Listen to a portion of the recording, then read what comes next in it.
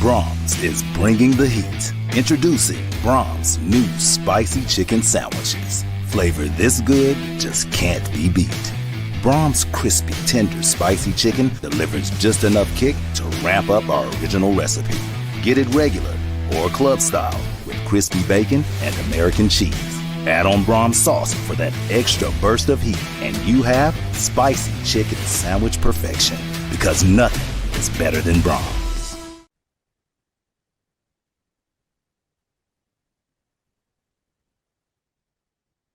Hello, everybody. Welcome to the Skordle Pay Dirt Pick'em Show. My name is Michael Swisher, the editor at the Kingfisher Times and Free Press, filling in this week for Andy Campbell. No fill-ins on our expert board here, as we have a great panel this evening as we get to look at some of Week 9's top games as teams are winding it up for the regular season, trying to make their playoff push and get themselves in prime position. We've got Mark Rogers, who last time I saw you, Mark, we were both standing outside Jordan-Hare Stadium, kind of getting ready for that Auburn OU football game. And I learned that you have impeccable taste with the shirts that you acquire. Your Stitch shirt looks very fine tonight. It was a much better time for OU when we saw each other last. It's been rough since. Was that 6 years ago? Well, it was 0 wins ago. You're exactly right. We got Jacob Dieselhorst, who I just found out is a junior campaign advisor for President Trump. Tom Nelson. Tom, what time did you get home from Boise City last week? I had to skip right on past Jake there. But Tom, what time did we get home from Boise City last week? It wasn't Boise City. It was Hooker, and it was way late. Yeah, okay. It's the same thing once you get out there. Exactly. It doesn't matter. Once you get out to the Panhandle, it doesn't matter. Then we got our special guest picker, Tony Wilson, also known as Booty. You hear him on a lot of NFHS Network games. You can see him slinging some pizza and doing a lot else. Booty, what we got going on this week? Man, with a little bit of everything, Swish. We'll be Friday afternoon. We'll be at the OSU Equestrian meet. They're taking on number 1 Auburn, I believe. So we'll be up there for lunch. Come on up. I'll buy you pizza. Auburn, Hey, an equestrian powerhouse. I got an OSU equestrian shout out for Doug Gottlieb's daughter, who I'm not sure if she's on the varsity team this year, but this is her first fall with the OSU equestrian team. And by the way, Doug's Wisconsin Green Bay team is going to be at Gallagher Arena next Monday night for the first game of the season. His first coaching game, a real regular season game, and it's going to be in Gallagher against OSU. I mean, that's pretty cool stuff. Yeah, should be well received. And the OSU Cowgirls are ranked number 4, by the way, so this is a top 5 matchup. Well, all due respect to Jacob's hat, all I got to say is War Eagle for that, and let's go Auburn. Let's get right into it. We're going to start with a big 3A1 matchup, Anadarko visiting Kingfisher in what I'm going to call basically an elimination game for these two teams. Kingfisher could still play second in the district by winning out. Got the big win last week against North Rock Creek. Anadarko trying to keep its playoff hopes alive as the Warriors played Plainview really tough last week. And all I can say is this is a district where there's going to be 2 really good teams that stay home. And I genuinely mean that. I mean, the records may not show it, but 2 good teams are going to stay home from this district. Jacob, who do you have? We'll start with you first. Who do you have in this one?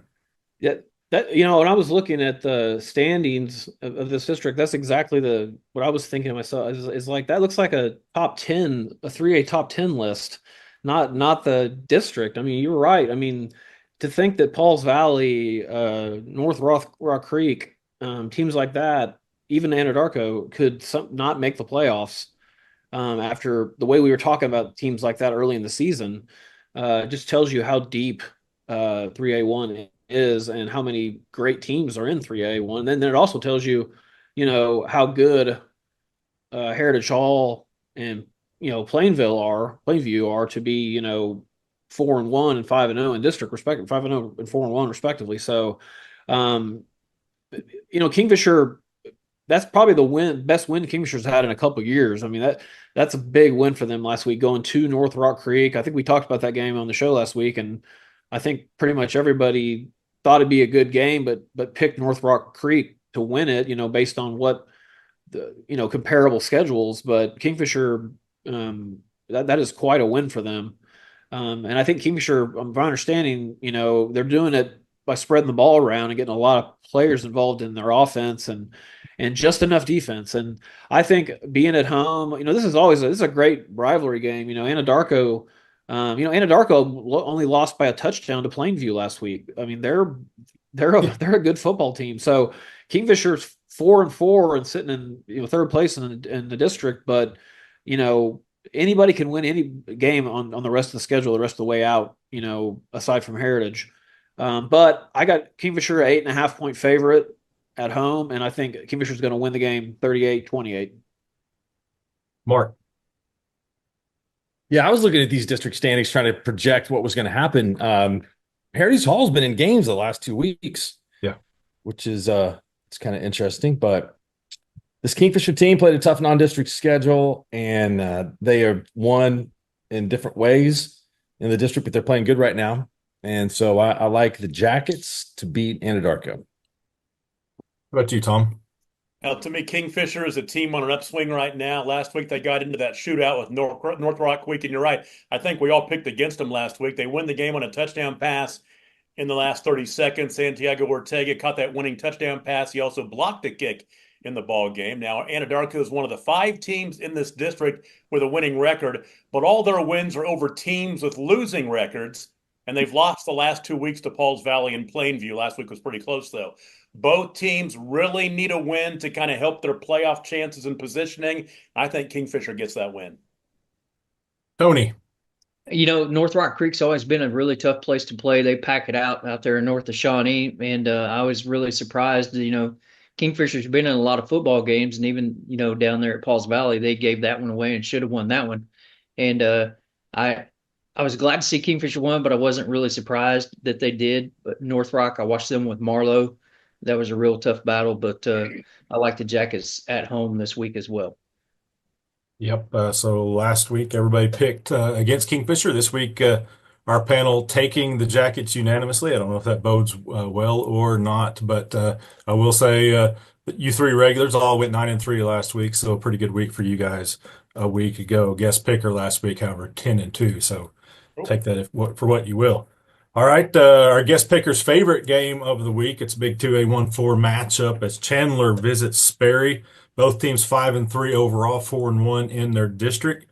Most likely this is going to determine second place in the district and the chance to get to host a home playoff game. Tony, this is your team, the Chandler Lions. Tell me what you think about this contest. Well, it's kind of an interesting matchup for us because a lot going into the season, a lot of people thought that this would be a spot with us, Sequoia, Tahlequah, and Sperry, but Sequoia has kind of faltered along the way, and Sperry had a really tough game with them last week and came out victorious 26-25, or 2 weeks ago, was it? So, but we're playing a lot better football. As Adam had talked before we went on air. We had a pretty good non-district schedule with Stroud, and then Lone Grove, and then at Clinton, and then a week off, and then you go to Metro, which we lost 35-0, which a lot of people are going to lose 35-0 to Metro. But since that point, in our 4 district wins, we have yet to yield a point in the first half. All the points that have been scored against us and have been in the mop-up roles, if you will, when the younger guys are in there. So right now, we got a lot of offensive weapons and led by senior quarterback Cruz Jackson. And it's really, we got 3 or 4 guys that can carry the football and 2 or 3 that can catch it. So I think that we're going to win. I'm going to say 31-15 Lions. Oh. Yeah, Chandler is clicking right now. 3 straight district wins over the bottom teams. They've scored 69, 42, and 47 points against those. Their 3 losses this season, Stroud, Clinton, and Metro Christian, are a combined 23-1 this season. So that is a tough non-district schedule, plus that district game against Metro Christian. It is that tough early non-district schedule that's really paying off for them right now. Now, Coach Park has been the head coach at Sperry for 25 years. He's built a consistent winner. They've had 8 straight winning seasons. Another playoff trip is likely for the Pirates. So I'm going to take Chandler in this one to get that second spot and that home playoff game that goes with it. 2 picks for Chandler. Mark, do you agree? I agree. I think Chandler wins, but Sperry's got a really good program. It's the first time that these teams have played in the regular season since 2003. Chandler's won the last four. I think Chandler's a solid second in this district, so it means they get a home game in the first round of the playoffs. And I think Sperry will play him close, but 15 might be. I might go within the 15, but I do like Chandler to win. Well, speaking of spreads, Jacob. Well, 2A4 is a really solid district too. And that Sequoia Tahlequah Sperry game a couple weeks ago, Sperry squeaked their way out of there with a 26-25 victory.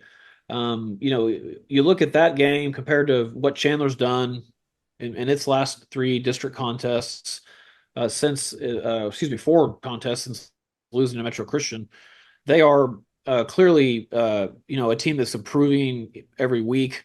And Sperry, is going to have their hands full come this Friday night. Now, it is a home game for Sperry, and Sperry's fighting for their playoff life, and so I do think the home field advantage will keep this game a little closer than we might think. Plugged into my formula, I had this a 6-point spread for Chandler. I see it a little more than that, so I have it 8.5. And I have Chandler winning the game 42-28. Our whole panel going with the Lions here. I'm sure that makes Mr. Booty a happy man right there. Love to have a home playoff game. Yes, definitely much better being on the road, staying home for those playoffs. Stay in 2A. We'll go 2A1, 2 here as Crossings Christian School is visiting Washington. Washington trying to keep its winning streak going. Crossings still fighting for its playoff spot. Likely going to set up a game next week with Dixon for fourth place in that district, but we'll see how things play out. But again, Washington, very tough at home, very tough on the road, tough on neutral sites. Mark, are they going to be tough in this one? This is a time of the show where we have a very important Skordle food blog update today. I just feel like we might need to revoke Todd Miller's K County Legend status because it's the first time that he's ever eaten at Taco Stop, which was open when we were in high school there. And for some reason, he missed the directive and he ordered a taco and saying that he was going to save the other good stuff on the menu for the future. So I'm a little worried about Todd, but I did get the scoop from my mom today that Todd was in Tonkawa at Northern Oklahoma College trying to support the wrestling team in their first season. So he made it over to Taco Stop. And I know that Swish, that's his favorite place to eat on the road with the great Tex-Mex food that they had. But I'm not sure what kind of review Todd gave Taco Stop, but it should have been an 11 out of 10. Washington big over Crossings. Take him. Mm-hmm. Yeah, speaking of home field playoff games, number one, Washington's used to that. And they're rolling again. Although, both Washington does have 2 overtime wins this season. Early in the season, that game with Sulphur, they found a way to win in overtime. And then 2 weeks ago in that game with Marlowe, by the way, Marlowe is a team that beat Crossings 31-0. Washington found a way to win that game in overtime against Marlowe 35-28. So what that tells me is Washington, they have the it factor. They found ways to win games, escape with wins, even when maybe they didn't play their best. And when they play their best, well, we know what the results are. Usually blowouts. Crossings, I think it's just a little bit down this season from what they've had the last couple of years. With that said, I think they're going to be fighting for a playoff spot next week, but going to Washington, that's too tall of a task for Crossings. I got Washington a 38-point favorite, and I think they're going to win the game 49-14. Boudreaux. Well, I think in Washington's case that they need to just figure out a way not to get anybody hurt this week. We went to Crossings last year, 35-0 victors, and Washington is the crown jewel of the class as always. And those guys, Coach Buller, they just put a program together that's top notch from start to finish. And I think it'll be just a name your number game. I think that 38's not enough. Washington, huge. Paul? Yeah, but I think I know why Jake picked 38 as the spread, because 38 straight wins and counting, that's tied for ninth all time for 11-man teams. And this Washington team, led by one of the best freshman quarterbacks in the state, Creed Barrett, averaging 224 yards passing a game and 18 touchdowns and just one pick going into last week's game. I didn't have the stats from this last week, but he's going to be the next big quarterback name in the state. He's already getting to be that. Crossing's two district losses are to two of the three teams ahead of them in the standings, Marlowe and Lindsay. Even if they lose this week, the Knights should have a winner-take-all game against Dixon for the fourth playoff spot next week, and I'm sure as heck not picking against the Warriors this week. I've learned my lesson last year on picking against Washington at a Washington big. And Mark's always said, when you go to Taco Stop, you have to get the quesadilla. That's number one order right there. That's right. Wait a minute, where are these at? I'm always in for good food. Where's these at? Am I going to try Ponca City. Ponca City, baby. Got to go Ponca City for the Taco Stop. Okay. All right, no dissenting opinions just yet. I don't know if that's going to change with this game or not, but we'll find out. Going Class A here, 1-1 as Hinton, 4-4 on the season, 3-2 in the district, visiting Cashin, which is 6-2 and 4-1. Cashin can still place second in the district and get a home playoff game. Hinton still scrapping, trying to keep itself in the playoff hunt. Tom, we're going to start with you. Can the Comets go on the road and knock off Lynn Shackelford and the Wildcats? Well, after a couple of rebuilding seasons, Cashin seems to be back, and they can be the second or third best team in this tough district if they can beat Hinton. Cashin has beaten everybody in the district other than Hooker by double digits, and Hinton can say the same thing, and they have both Hooker and Fairview in their rearview mirror. Cashin leads the all-time series 5-0. They've won the last 3 years by at least 2 touchdowns in all those games. I think Cashin's getting better every week, and I think they could give Fairview a fight next week, but this week take the Wildcats. Tony?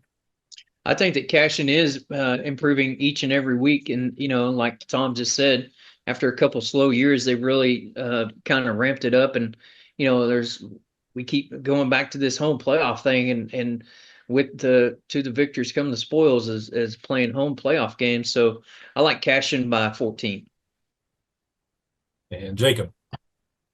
Tony read my mind. He must have been ahead of me there. I have because I have the line at 14.5. Yeah, Hinton has four losses this season, all to teams in the top 5 in Class A1 or Class A2. Minko, Thomas, Custer, Hooker, and then Fairview last week in a Fairview's bounce back game, coming off the first loss in a long time. When that winning streak, Fairview losing that winning streak at Hooker a few weeks ago. And Coach Shack, after having a couple of rebuilding seasons, has Cashin cooking again. And hopefully Cashin isn't looking ahead to Fairview. I know a lot of us will be looking forward to that Fairview Cashin game at Fairview the last week of the regular season, with home field hosting a home playoff game likely on the line. I think this will be a little closer game than people expect. I think Hinton is a good team. Hinton's a playoff team, but I can't bet against Coach Shack, especially at home. And so I got Cashin winning this game 35-21. Mark, can you bet against Shack and the Cats? No, I will not bet against Shack and the Cats this week. I don't know if we're going to have any dissent on here at all this week. It may just be straight across the board. I've got one for you. Okay. Cashin's won 5 in a row. I think that Cashin will beat Hinton here. Tough district. I think it's going to be Hinton and Fairview in the top 2 spots when we're finished. So I like Cashin this week. One of my favorite places to broadcast from, Maxon Field and Cashin. Love that place. Love that. Love the sight lines, especially the new press box. They've had the new press box over the past 5 years or so. Let's keep it in A1. Let's go to District 2 as Minko, 5-3, 3-2 in the district, going to Christian Heritage, 6-2, 5-0 CHA, could wrap up the district with a win. Minko can spoil those plans and kind of stay in the hunt and muddy the waters in the district. Jacob, we're going to start with you. How does this one play out? Well, Christian Heritage, both of their losses came to fellow Christian teams, OCS week 1 and Rejoice Christian week 3 on the road. Uh, since then, they've just rolled their opponents, and they're 5-0 in district. So, now while Minko again has also played a very tough schedule. Right now, they're sitting in fourth place, hanging on to a playoff spot. Uh, and this is, a game that early in the season, a lot of people probably circled as saying it could have been a game to decide, the district. But Walters and Wynnewood have kind of, surprised a lot of people with the seasons they've had, and now they're the teams both sitting at 7-1 and 4-1 in district. I got Christian Heritage an 18-point favorite at home, and I think they just have too much, especially on the defensive side. I think Christian Heritage defense and the home field advantage is going to be too much for Minko. I think it'll be a close game in the first half, but Christian Heritage pulls away. I have the score 45-24. So Christian Heritage can't handle the Christians, but can beat up on all the heathens. Mark, are they going to keep doing that this week? I think so. They're having a good season. I don't know that they were a team that I thought that were going to be in the hunt this much as they are. That loss to OCS at the beginning of the season was that crazy game we've talked about here where they got beat by Hail Mary. So I like CHA this week. I think CHA gets the win here. Tom? Well, CHA's been getting it done with defense. They've thrown back-to-back shutouts and have 3 so far this season. You throw out their Rejoice Christian game, they haven't given up more than 19 points all year. This team was picked in the bottom half of the district and some of the preseason stuff. So 5-0 is a nice surprise for the Crusaders fans. Minko was picked to win the district, and they lost to Wynnewood and Walters back-to-back earlier this month. Minko looks pretty solid for the 4th spot, even if they lose, as they have 1-7 Okemah next week to end the regular season. This one could go either way, but I'm going to pick the team on the 5-game winning streak and ride with the Crusaders. Tony, you said you had one for us. Is this the one? No, sir. No, All sir. right. No. Minko's in trouble at CHA. I don't know that they can score 24 total points. Just looking at the sheer numbers for CHA, as everyone has previously said, their defense has been stifling for people. So I suspect that CHA wins handily. All right, it's getting kind of boring, guys. Let's go down to 8-man, see if we can change things up. This is B1-4 here. Keota, 6-2 overall, 2-1 in the district, going to Dewar, which is 6-1 and 3-0. Keota coming off last week's 33-32 loss to Caddo. Can stay in the district title race with a win here. Dewar trying to set up next week's game with Caddo for the district championship. Tony, we're going to start with you on this one. Are the Dragons going to prevail, or is Keota go on the road and get the win? I don't think Keota can make it on the road, and the Dragons are pretty tough year in and year out, and their defense has been playing really well here as of late, and I think that Dewar wins by 9. Tom, I need a good stat. Well, Josh Bean's Dewar Dragons have been excellent over the past 6 years. They have a 70-5 record, won that state championship back in 2020. They've been the most consistent 8-man team on the east side of the state, and they've won their 3 district games by an average score of 58-5. Keota lost a heartbreaker last week, 33-32 to Caddo. These two teams haven't played since 2019, but the last 3 times they played, they combined for over 100 points, like 54-46, 62-48, whatever it was. I'm hoping for another shootout, but I think Dewar is going to come out ahead in that shootout. Mark, was last week the first visit to the Grove for you? It was. And No, it was something else. Very unique place. Haven't seen tailgating on that level quite so much. yeah, Ole Miss's thing is we may not win every game, but we've never lost a party, and the outside the stadium definitely kind of dwarfs the atmosphere inside the stadium. But cool place. When you haven't won a conference championship in 60 years, then you have to adapt somehow. And they got a lot of money and a lot of time, I think, on that campus. And so they did come up with a party that is not to be beaten. So it was it was cool. Stadium, no security getting in. It was just kind of show up the game for a little bit. Not an intimidating place to play, but it was definitely a fun place to be. This game this week, this is a deep district. Usually in the eastern side of the state, you don't have as much competition within the district. Coach Henry at Kyoto has done a nice job. He's been there for 20 years, and they win consistently. So losing to Caddo is also not anything to be ashamed of. I'll give you a stat. I visited Dewar last year for the first time. Not quite the Grove, but the hospitality was similar from the people at Dewar.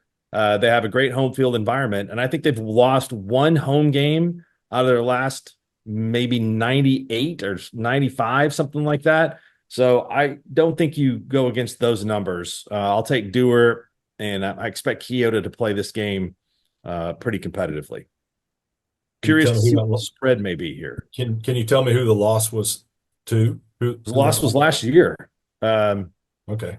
It was in the playoffs last year. So, I mean, it ended like a 90 game. I think it was a 90 game district streak. So I have to go back and look, but I could probably have that for you by the end of the program.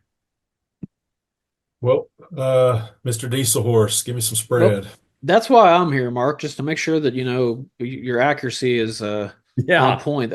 Dewar lost to Elitka 36-20 at home week 2. So that must have been that one loss you were talking about was that game early in the year. But since then, no, okay, then that's the second loss. If they lost this year, and Malika is really good. Regent Prep last year. Regent Prep in the second round of the playoffs last year. There you go. Good call. Since that very rare home loss week 2 to Elitka, they've 55, 58, 52, 70, 53 points since then, and just like a freight train. And Coach Bean, he has his boys ready to play every week. They have their eyes on the prize. They're looking at a gold ball down the road. I don't see them letting up this week. I do think Kyoto is going to come in and try to slow the game down, try to keep that offense in check. But I just don't see it happening. I see the Dragons winning big. I have them a 24.5 point favorite, and I have them winning the game 48-24. So you want to create your future, discover a path worth traveling down, find a career to get excited about. For decades, Career Tech has been training talented, skilled individuals, empowering them to step into a career that fuels not only their life, but the Oklahoma workforce. These individuals are the heartbeat of this state's economy. Individuals just like you. Create your future today at Oklahoma Career Tech. All right, let's go to some game of the week action. And this first game of the week is Thursday night. It is Piedmont going to Stillwater. Our man Tom Nelson's going to be on the call along with Coach David Kerr. Tom, I know you don't normally pick games that you're calling, but you normally give us a pretty good breakdown. So break down this game for me as these two 6A2 teams are going to battle this one out in Stilly. Well, I was doing my homework, Thursday night game, so I got to start early. I came up with an interesting nugget regarding both Piedmont and Deer Creek high schools. Of course, they're now both 6A high schools. Piedmont jumped up to 6A2 this year. In 1995, less than 30 years ago, they were in 2A District 1 with Fairview, Hennessy, Alva, Watonga, Chisholm, and Heritage Hall. So it's amazing how those two rural schools have blown up over that time. So yeah. Now to the match. What's that? I missed that part, but I do know, like when I first started covering Kingfisher, both of those, Deer Creek and Piedmont, were, if not in Kingfisher's district, in their class. That was back when Booty was he was well into his college years by then. But they've grown a lot in those years. And I was thinking about this too. I think that the first ball game I broadcast on the radio in Oklahoma 20 years ago, I guess 18 years ago, was Kingfisher and Piedmont. I think 14-7 was the final score. That was the first ball game I broadcast in Oklahoma after moving down here from Kansas. But anyway, back to the ball game. Piedmont making that jump to 6A2 for the first time, and they find themselves in the upper half of District 1. They've got to bounce back from that 29-28 loss to Southmore last week. The Wildcats run that unique flexbone triple option offense. They've got a good quarterback to trigger it. His name is Grayson May, a really good junior. They've got a really physical offensive line anchored by Scotty Logan and Cooper Bunce. It's a challenge to the opposition each week because they don't see that offense, and the scout team has a hard time running it. That's always kind of an advantage that Piedmont has. Now, Stillwater, they dominated fifth-ranked Putnam City last week, led by sophomore safety Peyton Campbell, who had 4 interceptions in the game. The winner of this game looks to slide in right behind Choctaw for second in the district, and they got a good shot at getting that first-round bye. Big challenge for Piedmont to take on a Pioneer squad that has made it to the state semifinals each of the last 6 seasons with 4 title game appearances and a gold ball a couple of years ago.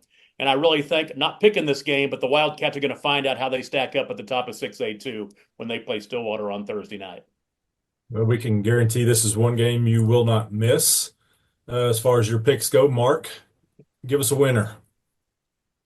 Stillwater. This is a good team that I think has a chance to still win the state championship. Their losses are certainly excusable or understandable for the season to Carl Albert and to Choctaw. They're going to have a tough defense. It's a really interesting coaching matchup with the defense that Stillwater employs. A kind of a zone blitz scheme, and guys are lined up all over the place. Of course, Piedmont runs the flex bone. And so I think the Piedmont offense might be able to possess the football a little bit. That zone blitz type of stuff works a lot better against a team that throws the football. But I like the Pioneers on Thursday night. Tom, who's Stillwater starting quarterback right now?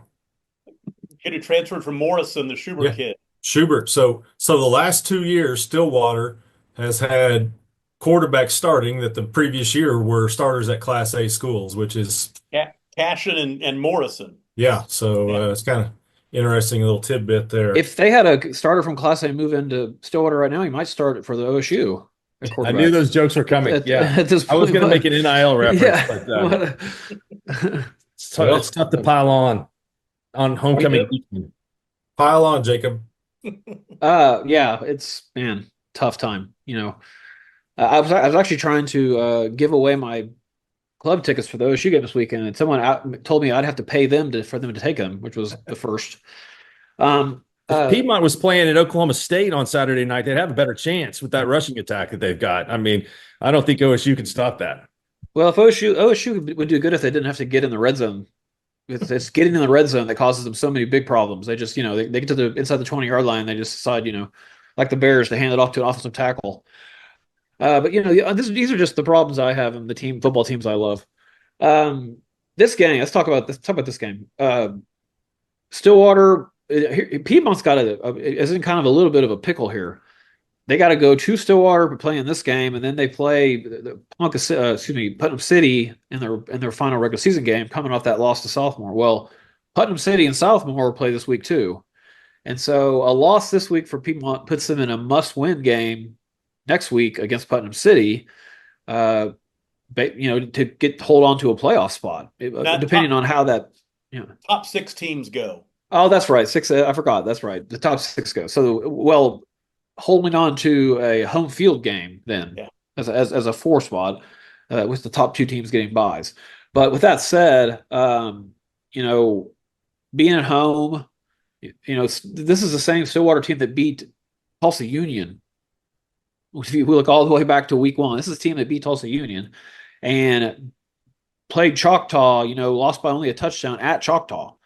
I just think Stillwater's got too much talent and speed for Piedmont. I do think this will be a good football game. I got Stillwater a 14.5-point favorite at home. I think Piedmont's going to try to slow the game down, keep it low scoring, but I don't think that's a problem for Stillwater. I think they can win multiple styles. But I have Stillwater winning the game 35-14. Booty, I'm really glad you're on here tonight, but for just that one moment, I wish that Lynn Shackelford was our guest picker when Tom chimed in that six teams make the playoffs from each of those districts in there. Because I'm sure he would have had a really nice reply to that. But anyway, Tony, who do you got in this one?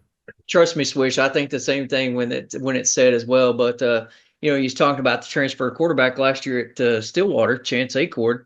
he's a Devonport kid, 7 miles east of here, Yep. Class B to A to 6A, and he's a pretty good athlete. But Stillwater, I think Piedmont are really going to see that they're really showing up in a class bigger this week. Stillwater, no stranger as you guys have stated to championship games and finals and semifinals, but Stillwater, if they jump out early, Piedmont's probably going to have to get out of that flex bone and try to do something they're out of character with. I think Stillwater wins by 3 touchdowns. You guys are really exciting with these picks. So let's go to our Friday game of the week. It is a Class 2A matchup as Perry is going to Chisholm.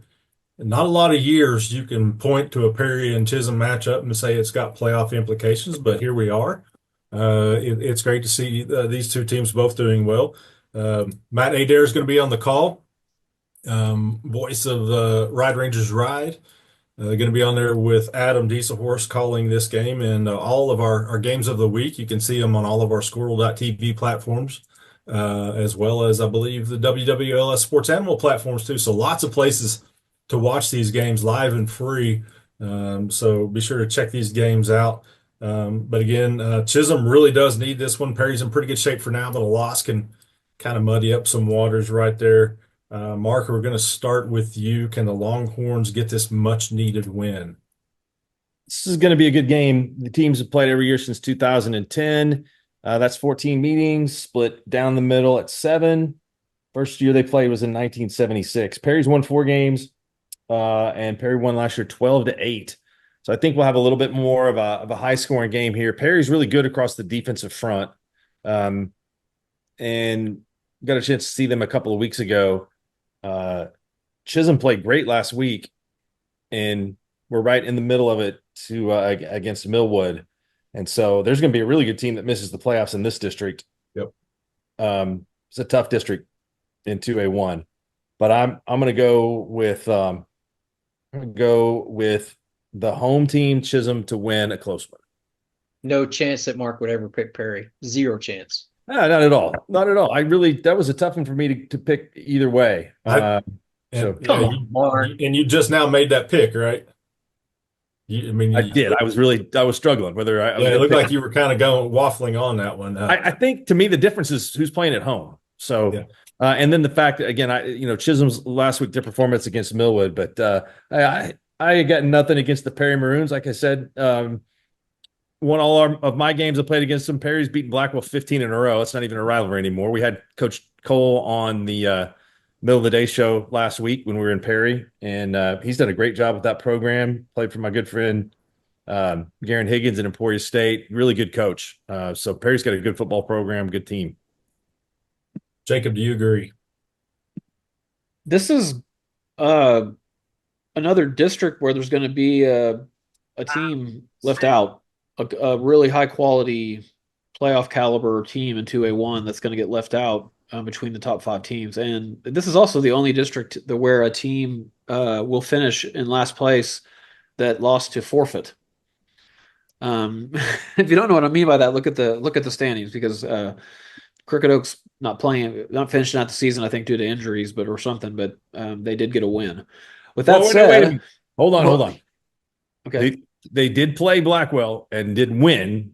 They didn't forfeit that game, so they've had not enough players a few times. But the Maroons did lose to a team that's had to have a couple forfeits. Well, that was the joke, was that now everybody that plays Crooked Oak gets a win against forfeit, and forfeit beat Blackwell. But okay, that was the. I like your pre-show jokes better. They had a little more energy. Yeah. These are a little easier to discern. Can we go back to those? Yeah, we can't go back to those. No. Yeah, absolutely. I hear there's a pile of trash floating in the Atlantic Ocean. So where were we? Yeah, so Chisholm. I mean, this is kind of making fun of my high school. That's where we were. No, that was all love. That was all love. You can make fun of Fairview if they, have won 3 straight championships. Chisholm, this is a must-win game. I mean, Perry 4-1 in district. That win for them over OCS, looking back on it now, might have been definitely was a key win for them. Secured them a playoff spot. Chisholm needs this win to get to make to be able to breathe a little bit easier and not get left out in the cold, not playing in the postseason, which where Chisholm has come from the last few seasons, that'd be a big letdown for this team. Right now they're sitting at 4-4, but they are definitely a playoff worthy football team. I've got Chisholm a 7-point favorite at home against Perry. And in true Fairview style, I'm picking Chisholm to choke and Perry to win 35-28. Hey, well, we got a little dissension in the ranks here. I like to see it. Tony, let's break this tie. It's 1-1 right now. Back in, I believe, it was week 4 or 5 when St. Mary's went to Chisholm. St. Mary's, JD had those guys on a roll. They were undefeated. They go up there and they just kind of got dismantled by Chisholm, which I didn't truly realize that Chisholm was that good, and that score really surprised me. But going on the road anywhere is going to be tough. But I'm going to take the Horns to gore the Maroons by 3. All right, Tom. I might be wrong about this, but I'm thinking, looking at the standings in the district, this is basically a playoff game. I don't think Perry has anything wrapped up yet because No.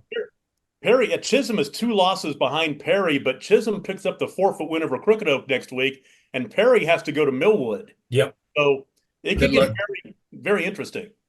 And so you can see how that potentially really tightens up the race.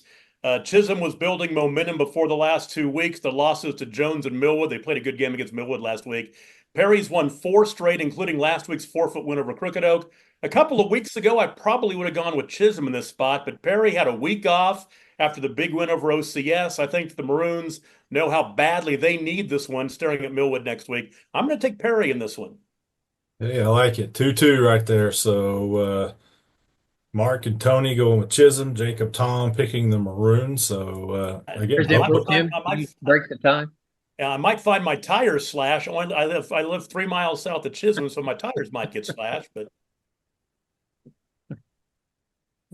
well, for a flamingo burger, I'll break that tie, but nobody's offered one up yet. So, but again, our games of the Stadium. week, that's Thursday, Piedmont at Stillwater, Tom Nelson, David Kerr on that call. And then Friday, Perry at Chisholm, Matt Adair out of Diesel Horse. Catch those 7 p.m. kickoffs on all the Skordle and Sports Animal platforms. Now let's go some out-of-network games, some of the bigger games across the state. Big school action here. 6A1, Norman going to Mustang. Norman 7-1, 4-1 in the district. Mustang 5-3 and 2-3. Tigers have scored at least 30 points in every game except their loss to Jinx. Can they afford to look past Mustang and on to Bixby next week? Jacob, tell me, should they be looking past Mustang this week? Man, I'm telling you what, Norman's had one heck of a season. They are one of the, surprises of Class 6A1 this season. What they did to Deer Creek last week, and I know Deer Creek's playing without their best, wide receiver and trying to hang on for dear life, but man, Phoenix Murphy, that senior quarterback, was just flat out awesome in that game, and I think he had a little bit of extra motivation, going into that game, having to hear about, Grady Adamson all week and how Grady Adamson was, the better quarterback. But Phoenix Murphy had one heck of a game, and he gets to throw it out to his younger brother, Ryder Murphy, who's one of their best wide receivers, and then their tight end, Crew Knowles. I mean, look, you got kids on your team named Phoenix, Ryder, and Crew. I mean, that sounds like a frat boy all-star team, doesn't it? I mean, they're literally, no wonder they live in Norman. But Mustang, hey, look, Mustang is still playing for a playoff spot, and with Coach Blankenship's, pedigree, playing it at home, then the following week, of course, Deer Creek hosts Bixby this week. Good luck. And then they play Mustang at home at senior night, and for basically a home field spot in the playoffs. I'm assuming they lose to Bixby. I mean, which I think they will, unfortunately. Sorry, guys. With that said, man, I expect a really good football game Norman and Mustang. This is gonna be one of the funnest games. I think there's going to be a lot of points scored. It's going to be up and down the field. I got Norman a 6-point favorite going to Mustang, and I got after watching Norman play next week, I'm sold. I got Norman winning 42-35. I got him favorite and got him covering. Tony, do you agree? I don't want to be the scoreboard operator for this game. I think that your fingers are going to be tired from pushing all the +6s and +7s and everything else you have to push for this game. Norman is going to go in and roll Mustang. Mustang has no chance. Norman by 16. All right, Tom. How about Norman? I mean, picked to finish near the bottom of the district. They've won 7 of 8, but really opened up some eyes last week, beating Deer Creek by 27. I mean, who saw that coming? Phoenix Murphy, 393 passing yards last week and 6 touchdowns. I think after last week, Norman has a lot of confidence. I think they're going to beat Mustang for the second year in a row. Mark, you going to make it a clean sweep for the Tigers? Yes, I like Norman. They did win last year by 8. The Murphy brothers are really good, really, really, really good players. So, Norman deserves the ranking. Knocked off Norman North earlier this season. Next week's going to be really difficult on them. I think with Bixby, I don't think they're looking ahead to that game. So I'm going to go with the Tigers over the Broncos. All right, Hey, Tom, Mark values his tires. What was that? Mark values the tires of his car. Yeah. Well, like I said, this district, the way things set up right now, if Norman does take care of business against Mustang, and then of course if Bixby wins out, which I think most of us figure out they will, then that Deer Creek Mustang game next week will be the deciding game of who that other team is that gets a home field playoff game versus having to go on the road to I think Union or Broken Arrow or a team like that, in the playoffs. So a lot riding on this game and a lot riding on then what happens the following week, Mustang and Deer Creek. It's generally pretty easy to go on the road to the Tulsa area and win big school playoff games. Yeah, exactly. That's my point. West side. In our business and at our firm, it's all about preparation, preparation, preparation. We are advocates for our client. We speak for them. So as a part of that advocacy, it involves hiring the best experts. It's doing the legal research. It's doing the medical research. That is advocacy behind the scenes. It's not just the bells and whistles in front of the jury. Let's go to 6A Division 2 now. District 2 is Sand Springs, 5-3 overall, 4-1 in that district, going to Putnam City North, 7-1 and 5-0. It's been a good run for the Panthers. Safe to say, though, business is starting to pick up these last couple of weeks with the season. You got Sand Springs this week. You got Muskogee next week. Can the Panthers keep it rolling, or does Charles Page High School stop that train? Tony, we're going to start with you. They're going to go to, am I there? You guys hear me? Yep. They're going to travel down I-44 through passing the motherland known as Chandler. And I think that PCN's going to be ready for them. I don't think the Sendites have enough firepower for Putnam City. Putnam City wins by 9. Mark. All right, we're going to have some disagreement here. Bobby Clink, Sand Springs, really good. They are just outside of that group of 3 in this classification: Stillwater, Choctaw, and Muskogee. And so they played a really tough non-district schedule that included Bixby. Putnam North's had a heck of a season. They've done a really nice job, but I think that their luck runs out here against the Charles Page Sandites. Give me Sand Springs. Tom, break this tie for me. Well, Sand Springs' 3 losses are to Owasso, Bixby, and last week to Muskogee. And the Sandites played Muskogee closer than anybody in Oklahoma has, losing by 16. PC North has won 6 straight, but I'll be honest with you, I'm not that impressed. Probably just 2 decent wins over Shawnee early on in their opener, and then last week over Sapulpa. The rest of the wins over losing teams. It's the second time they've played ever. PC North won back in the 1990 state semifinals. I'm calling for Sand Springs to even up the series at 1. And Jacob. Yeah, this is going to be a really good game. PC North. I don't think PC North's been 7-1 since the Bradford Deji Kareem days, back when my twin brother was holding a clipboard on the sideline for Putnam City North. They had a great season, and hosting this game, this will I think put them in a pretty good place to host a playoff game, which I don't think many people would have had that in their early season bracket. Well, looking at this group of teams. However, I got Sand Springs, who, despite not having as impressive a record at 5-3, and that's primarily because of strength of schedule.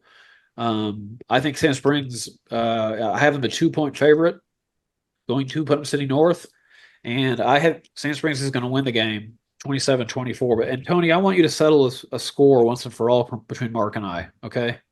Yes, sir. All right. Highland cottage cheese. Not Yes. as good as better than great value cottage cheese. Can we agree on that? That which one's better? Highlands cottage cheese. Yeah, made in Chandler. That's what I'm saying. Okay. See? Yeah.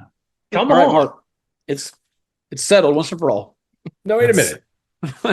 Comes from Chandler. How can it The not cottage be cheese argument that's been haunting this program for years. We this finally is- have a consensus. Not all the Sugar on your information. Not all the cottage cheese, information has been given here. good? Jacob, do you put cottage cheese? Do you put sugar on your cottage cheese or pepper? No, I just eat it straight out of the bucket. I straight out of the thing. And Tressa yells at me, "Quit eating out of the thing!" And I'm like, "No one else eats it. No one else eats it." Sugar on cottage cheese. The hell. Ask tomorrow. Make it a question. Okay, Highland, when they make the cottage cheese, they label it that, but they also use the same cottage cheese for the off-brand stuff. It's all made in Chandler. That's Heresy. Heresy. Okay. I was a Back to freshman in some- high school. I was a 1986 freshman in high school, and I had to hold the flag, keep it from blowing over for the groundbreaking ceremony for said island dairy.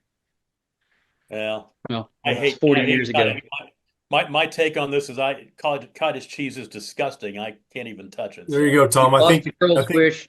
think all the information was given when you said cottage cheese. That's all we needed to know. There. You know what cottage cheese is really good for? Throwing it away. Lululemon pants. yeah. Oh. What? Back to the political jokes. We're offending everybody today. Yeah, I love it. All right, let's go to Class 5A right now. Carl Albert, undefeated on the season. A lot of people's favorite to win the class, if not the district first. Going to Jelsma Stadium, one of the premier facilities in Oklahoma. Going to Guthrie, 6-2, also undefeated in the district. Guthrie started 1-2, but has won 5 in a row. But against some of the bottom tier teams in that district, Carl Albert returned to the Rock. Great game last year. What's going to happen this go around, Jacob? Let's go with you first.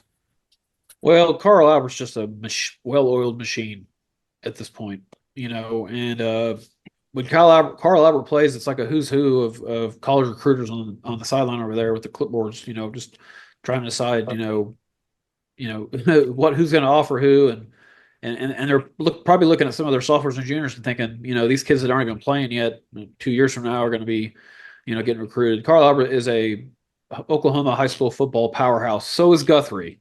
I don't want to not give Guthrie any credit either. And Guthrie's got a real home field advantage and a real cool atmosphere there. But I just don't see Guthrie being able to slow down Carl Albert. I got Carl Albert a 21-point favorite, and I have him winning 42-14. Tony, you were out there by yourself on that last game, or are you going to go with the Blue Jays and possibly be out there by yourself in this one? I have all the love in the world for Chris Evans and Phil Nichols and Ronnie and those guys up there that do a great job on the Blue Jay broadcast. And the thing I like about them is they're realists, and they're probably going to tell you as well that it's going to be really hard, even at Jelsma, for the Jays to win. Carl Albert is, it's the one of the standards which everybody else sets, and they've had some terrific move-ins, and they produce players and in their lower ranks, and so I just think that the Titans will be too mighty for the Jays Friday night. Chris Evans got to have 2 semis to haul all of his equipment and his staff to all of their games. It's pretty amazing what all he's put together over there. Mark, 2 for Carl Albert. Are you picking the Blue Jays? Make it 3. Guthrie hadn't won in this series, which has been a really good one since 2015. 7 in a row for the Titans. This team is awesome. It's going to be tough for anybody, I think, to play with them. Dell City is on quite a bit of a winning streak here, and they're shutting everybody out in their district. But I got and I think that's probably going to be a matchup that we see down the road in the playoffs with the best 2 teams in this class. But I like Carl Albert over Guthrie. All right, Tom, I know you're picking Guthrie. Yeah, well, Carl Albert, 5th straight game last week over 54 points, but they did give up a season-high 12 points, so there might be a little chink in the armor. I don't think so. Guthrie 6-2, hosting them in the Rock. Great place to watch a football game. You know, during Carl Albert's 33-game winning streak, their closest game was last year against Guthrie. They won that game 24-21. CA also beat Guthrie 22-19 back in 2021. So the Blue Jays have brought it to the Titans before. And I think Carl Albert's going to know that they were in a battle, which they need going into the playoffs, but they're going to end up winning by a couple of touchdowns. Final play of the game last year, won it on the Carl Albert win at Gilsman? Final play of the game? It was pretty late, I know. Didn't Sperry throw a late touchdown for that one? Yeah, I think they got a pass interference call that kind of propelled them as well. All right, let's go to our last game. We're going to keep it in 5A. This is District 1. Bishop McGinnis, 6-2 overall, 3-1 in the district. Going to Newcastle, 5-3, 4-0 in the district. The Racers up here in 5A got that big win last week over Lawton Mac. Now they could wrap up the district, but then McGinnis also has a shot with it by closing it out. Can the Irish get it done on the road, or the Racers going to keep things going at home? Mark, we're going to start with you. Man, I think Newcastle, their success that they're having in Class 5A shows how good Class 4A is, because they got 3 losses this year. They lost to Elgin, they lost to Blanchard, they lost to Tuttle. 3 teams that I think are in the mix for the state championship in Class 4A. McGinnis surprised me a little bit by losing to Midwest City earlier this year. Yeah. And then maybe down just a little bit. McGinnis has had a lot of transfers leave, but I'm going to go with Newcastle. Man, this is a step up. I mean, Class 4A, Class 5A, probably not a lot of difference, maybe outside of top couple of teams in Class 5A. Carl Albert, I think they compete in Class 6A Division 1 this year, but I like Newcastle. You also like Newcastle, Jacob? Well, I just sent you guys a video. I promise you, with all the wildfires in Oklahoma, I'm the only person who stood in their backyard with his phone and filmed a helicopter dipping down to get water out of the neighborhood pond and the neighborhood next to us to stop a wildfire that was a mile from our house. So I just want to tip of the hat to Edmond Fire Department and Edmond Police Department and all the fire departments. Wow. And all the first responders and people in Oklahoma today that had to deal with just crazy weather we had today and the wildfires. But I sent you guys the video for you guys to watch. It was wild. Speaking of wildfire, this is going to be, I think, another game that could light up the scoreboard. Bishop, had that kind of a head scratcher loss to Midwest City that broke up otherwise what has been a pretty typical Bishop McGinnis season. Newcastle, right now on paper, is looking at a district championship if they win this game. And being at home in Newcastle's beautiful facilities, is going to be a big advantage for them. However, and I do have Newcastle a 5-point favorite, but I'm picking Bishop McGinnis. I just think Bishop McGinnis is on a roll. I think they have a little bit of a mental edge in this game. And I got Bishop McGinnis going into Newcastle and winning 35-34 on a blocked extra point. Wow. There you have it right there. Bishop McGinnis with the win. Tom. If it goes down like that, that'd be the greatest prediction ever made on this show. Yes, I agree. It's a good one for the district lead in 5A1. The 4 playoff teams have separated themselves, but Newcastle has the 1-game lead on McGinnis for the top spot. Now, right before district play, Mark brought this up. Newcastle ran that gauntlet, losing to Tuttle, Blanchard, and Elgin, but that led to 4 straight district wins, including a really nice one last week on the road at MacArthur. McGinnis would be right there at 4-2 if they could have taken care of Midwest City 3 weeks ago. This is the first time these two teams have played since 1987. And I'm going with Newcastle in this one. I think they'll get Bishop McGinnis. Moody, you going to even things up, or are you going to keep it lopsided against Jacob? Lopsided against Jacob. You know, you talked about Newcastle moving up from 4A. And I over the course of my years of doing what I do with all the different people, but I still contend that 4A, top to bottom, is the toughest class in all sports: football, basketball, baseball, the 3 major ones. And I think that just what you guys talked about, the gauntlet there that they faced in the preseason, has really propelled them into 5A. I think McGinnis goes in, kind of looks down their nose at Newcastle a little bit, and the Racers come away with a squeaky victory. All right, so that means Jacob goes out on the limb by himself in this one. So that's going to do it for all of these games. Well, thank our whole crew for joining us here. Mark, where you got this weekend? Anything big? I'm off this weekend, but I was just really happy to know that you weren't in prison after Andy had told us a couple of times this year. So when I ran into you at Auburn, it was good to see that those reports weren't accurate. So Well, glad that you could. still had the ankle bracelet on, so it sort of doesn't count. But I got Jacob, bailed on Swish. when he did see me at Auburn the first time, I did have a big old cup of Toomer's lemonade. So I randomly ran into Mark twice at Auburn on consecutive days. It was pretty funny. Jacob, appreciate you. I'm looking for that blocked extra point this weekend, and we'll see how that plays out. Tom, good luck on the call Thursday night. Enjoy your Friday night off. Gotcha. Boudreaux, go sling that pizza at number 1 Auburn. Is that equestrian? Was that on Saturday?